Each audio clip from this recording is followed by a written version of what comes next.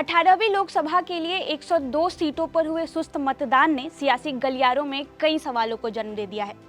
पिछले 10 सालों में पहली बार ऐसा हुआ कि पहले चरण में सिर्फ 62% ही वोट पड़े हैं। इससे पहले यानी साल 2019 में यह आंकड़ा करीब 66% का था। अब मतदान में आई कमी को सत्ताधारी एनडीए और विपक्षी इंडिया गठबंधन अपने अपने पक्ष में भुनाने में जुटी है। ऐसे में इस रिपोर्ट में डिटेल में समझते हैं कि कहां कितने प्रतिशत मतदान हुए और कम वोटिंग किसके लिए रेड सिग्नल है।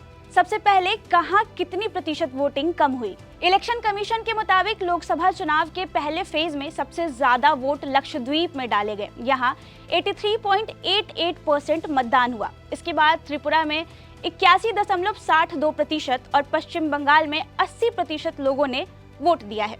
बड़े राज्यों की बात की जाए तो तमिलनाडु में 69.46%, उत्तर प्रदेश में 60.25%, महाराष्ट्र में 61.87% और राजस्थान में 57.26%, बिहार में 48.88% मतदान हुए हैं। मतदान सुस्त किसके लिए रेड सिग्नल।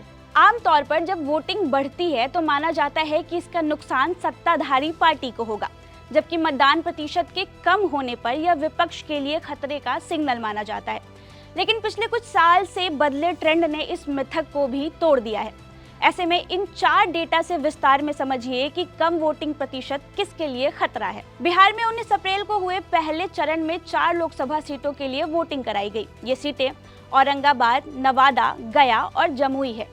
इस बार इन सीटों पर गया में 4%, औरंगाबाद में 3%, नवादा में 8% और जमुई में 5% मतदान कम हुए। इन लोकसभा सीटों पर जब भी मतदान प्रतिशत घटा है तब सत्ताधारी पार्टियों को नुकसान हुआ है।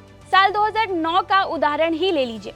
इस चुनाव में जमुई में करीब 51% वोट हुए थे, जो साल 2014 में घटकर 50% पर आ गया था। यहाँ वोट घटा तो इसका नुकसान जेडीयू को हुआ और साल 2014 के चुनाव में इस सीट में एलजेपी को जीत मिली। साल 2019 के चुनाव में जमुई में वोट प्रतिशत बढ़ा और इसका फायदा सत्ताधारी एलजेपी को हुआ। राजस्थान।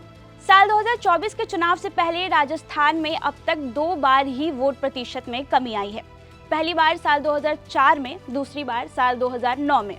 2004 में 1999 के मुकाबले 3% मतदान कम हुए थे।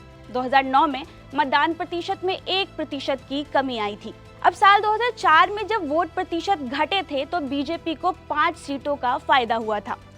वहीं साल 2009 में जब वोट प्रतिशत में कमी आई थी तो कांग्रेस को 16 सीटों का फायदा हुआ था। साल 2009 का डाटा देखा जाए तो बीकानेर, नागौर, सीकर और भरतपुर में वोट प्रतिशत कम होने की वजह से इस सीट पर सत्तासीन पार्टियों को नुकसान हुआ था।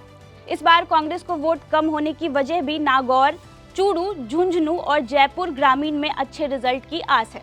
तमिलनाडु में लोकसभा की 39 सीटों पर पहले चरण में मतदान हुए थे। चुनाव आयोग के मुताबिक यहाँ पिछली बार की तुलना में 3% मतदान कम हुए हैं।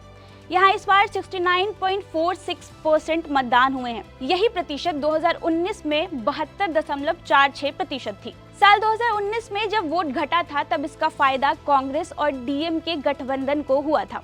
दिलचस्प बात यह है कि साल 2019 में डीएम के राज्य की सत्ता से बाहर थी। वर्तमान में वो राज्य की सरकार में है। इसके अलावा यूपी में भी 3 बार मतदान प्रतिशत गिर चुका है और इसका 1 बार बीजेपी को फायदा भी हो चुका है। रिपोर्ट है अविनीश मिश्र की। आपको कैसी लगी हमें कमेंट सेक्शन में जरूर बताएं और ऐसे ही अपडेट्स के लिए एएपी को सब्सक्राइब करें।